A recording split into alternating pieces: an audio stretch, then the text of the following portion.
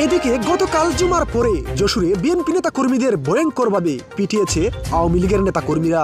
ইতিমধ্যে 16 ডিসেম্বর দাবটি নিয়ে আন্দোলনে নামার ঘোষণা আওয়ামী লীগ নেতা কর্মীদের। 16 ডিসেম্বর ফয়সালা হবে আওয়ামী লীগের ভবিষ্যৎ। খুবই শিগগিরই বিদায় হচ্ছে ইউনূস সরকার। আওয়ামী লীগের নেতার কর্মীরা মাঠে নামা যেভাবে অ্যাকশন দেখাইছে। প্রিয় ভিউয়ার্স, হেডলাইন দেখে হয়তো অনেকেই অবাক হচ্ছেন। অবাক হওয়ারই কথা। দর্শক, আমরা আগে যখন দোকানে বিদ্যুৎ বাল্ব কিনতে যেতাম তখন সেটার কভারে লেখা থাকতো কই মাছের প্রাণ। এত সহজে ফিউজ হবে না, কিন্তু আওয়ামী লীগ ঠিক কই মাছের প্রাণের মতোই, এত সহজে শেষ হয়ে যাবে না। আবার আওয়ামী লীগ মাথাচাড়া দিয়ে উঠেছে। 16 ডিসেম্বর দাবটি অথবা লগি বইটা নিয়ে বিশাল সমাবেশ করতে যাচ্ছে। এটা হয়তো তাদের অস্তিত্বের লড়াই।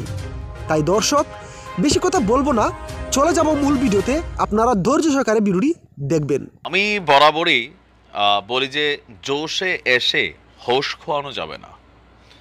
কিছু কিছু ঘটনা বাকিদের উপর ইফেক্ট ফেলে। বাট আওয়ামী লীগের অনেক নেতাকর্মীরা আমার কমেন্টের মধ্যে বলেন যে ভাই, জন্মাইছি তো সালা লড়াই করার জন্য, লড়াই করতেই থাকবো। তো ফাইন, লড়াই করেন, দেখেন এই লড়াইয়ে জিতবে কারা। তারা আবার ডায়লগ দেয় বঙ্গবন্ধুর সৈনিকেরা। তো আসলে কতটুকু লড়াই করা জিতবে সিস্টেমের বিরুদ্ধে, নাকি লড়াই করতে করতে একসময় শান্ত হয়ে যাবে এই সিস্টেমের ভেতরেই, সেটা সময় বলে দিবে। কারণ 16 বছরে বিএনপি জামাতের সিস্টেম হয়ে গেছিল, মোটামুটি দাফন কাফন শেষ পর্যায়ে চলে আসছিল। তো এখন যে সরকারটা ক্ষমতায় আছে, অথবা আগামী দিনে বিএনপির যে সরকারটা ক্ষমতায় আসবে, তারা যে এই রাজপথে এইভাবে খেলতে দিবে, এটা কিন্তু বিশ্বাস করার কোনো কারণ নাই। এখনও অনেক জায়গাতে কিছুটা পজিটিভ পরিবেশ থাকলেও নতুন রাজনৈতিক সরকার আসলে আমরা বিশ্বাস করি যে খারাপ সিচুয়েশন হবে, নাও হইতে পারে। তারেক রহমানের কথায় মাঝে মাঝে আস্থা হয়, হয়তোবা তিনি উদারতা দেখাবেন, কিন্তু লোকাল পর্যায়ের একজন কর্মী নেতা তারা কি দেখাবেন? তারেক রহমানের না থাকা সত্ত্বেও আজকে যেই ঘটনা ঘটেছে, আওয়ামী লীগের নেতার কর্মীরা মাঠে নামা যেভাবে অ্যাকশন দেখাইছে, মানে বিএনপি নেতাকর্মীদের মন্তব্য অনুযায়ী, তো সেখানে আওয়ামী লীগ যে আবার কী পরিমাণ শক্তিশালী বিভিন্ন জায়গায় অথবা মাঠে নামলে, সেটা কিন্তু আরও একবার প্রমাণ করেছে। কারণ মানুষের মধ্যে এখনও আওয়ামী লীগের ভয়টা কাটানো অনেক জায়গায়। এটা তো প্রমাণিত হয়ে গেল কোথায়? যশোরের কেশবপুরে আওয়ামী লীগ এবং বিএনপি নেতাকর্মীদের মধ্যে এক বিশাল সংঘর্ষের ঘটনা ঘটেছে। এ সময় দুই দলের অন্তত 20 জন আহত হয়েছেন। সংঘর্ষ চলাকালে কয়েকটি ককটেল বিস্ফোরণ সহ যানবাহন ভাঙচুর করা হয়েছে। মাঠে আওয়ামী লীগ এখনও তারা আছে। আপনার উপজেলার সুফলাকাটি ইউনিয়নের কলাগাছি বাজারে মৎস্যজীবী লীগের সভাপতি, সুফলাকাটি ইউনিয়ন পরিষদের চেয়ারম্যান SM মঞ্জুরের সমর্থক এবং ইউনিয়ন বিএনপি নেতাকর্মীদের মধ্যে এই সংঘর্ষের ঘটনা ঘটেছে। কেশবপুর থানার ওসি আনোয়ার হোসেন তিনি বিষয়টি নিশ্চিত করে বলছেন যে 5ই আগস্ট আওয়ামী লীগ সরকারের পতনের পর আপনার ইউনিয়ন পরিষদের চেয়ারম্যান SM মঞ্জুর কার্যালয়ে যেতে পারছিলেন না। তো অনেক জায়গায় এটা হচ্ছে ইউনিয়ন পরিষদগুলো বিএনপির নেতাকর্মীরা দখলে নিয়েছে, অথবা সমন্বয়করাও কিছু কিছু জায়গায় লোকাল পর্যায়ের যারা বৈষম্য বিরোধী আন্দোলনের আছেন তারাও কিন্তু এখানে ভূমিকা রাখছেন, যার কারণে যারা দুর্নীতিবাজ ছিলেন অথবা একটু আওয়ামী লীগের সময় একটু গুন্ডা পান্ডা ক্যারেক্টার আছে, তারা কিন্তু ভয়ে আসে না। আবার কিছু কিছু জায়গায় ব্যতিক্রম, তারা আসে বিএনপির অবস্থা ভালো না। এর মধ্যে সম্ভবত যশোরের কেশবপুর। তো বলা হচ্ছে যে তিনি কেন আসতে পারেন না, তাকে বিএনপির নেতারা অবাঞ্ছিত ঘোষণা করেছে। আর এগুলো নিয়ে দীর্ঘদিন হজম করতে করতে গতকালকে সকালে এই চেয়ারম্যান মঞ্জুর তার সমর্থকদের নিয়ে ইউনিয়ন কাউন্সিল ভবনে অফিস করতে যান।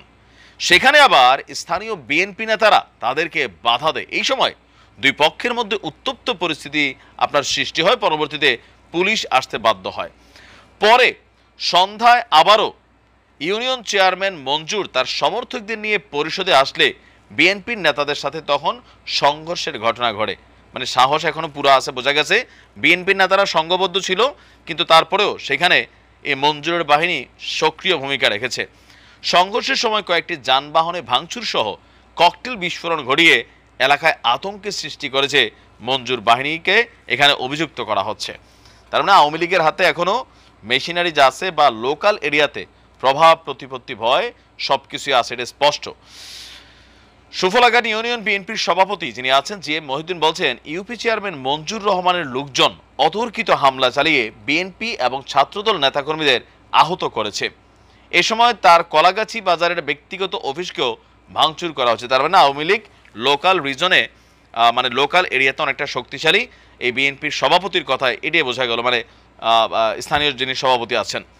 সুফলাঘাটি ইউপি চেয়ারম্যান এস এম মঞ্জুর আবার বলো, ব্লুটুথ বয় ঘটনা ঘটানোর পর একাধিকবার তার নাম্বারে ফোন করলেও গণমাধ্যম থেকে তিনি নাম্বারটিতে ফোন ধরেননি, মোবাইলটি বন্ধ ছিল। তবে হাসপাতালে চিকিৎসাধীন তার সমর্থকদের বক্তব্য, তাদের প্রতিপক্ষ মানে বিএনপির তার আগে হামলা চালিয়েছে। এ ব্যাপারে ওসি সাহেব বলছেন ঘটনা সত্য। চেয়ারম্যান তার বুধবার তিনি তার চেয়ারম্যান অফিসে আসছিলেন, দুই পক্ষের মধ্যে পরিস্থিতি খারাপের দিকে গেছে।